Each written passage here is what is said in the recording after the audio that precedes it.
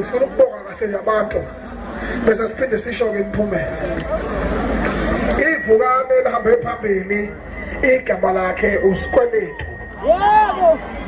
uSikweletu mshayeli ehlombe uzophinde kakhulu nindlamulenze emcimbini yakwashomiyo namba kusho uhlabane ngo-10,000 kwase kuthi ke unombolo 3 kube amagezi amahle asabana ngo-10,000. Lemphumela ngiyifunda injobi njalo ngiyinikiwe umcineka umnikazi womcimbi kuyezwakala.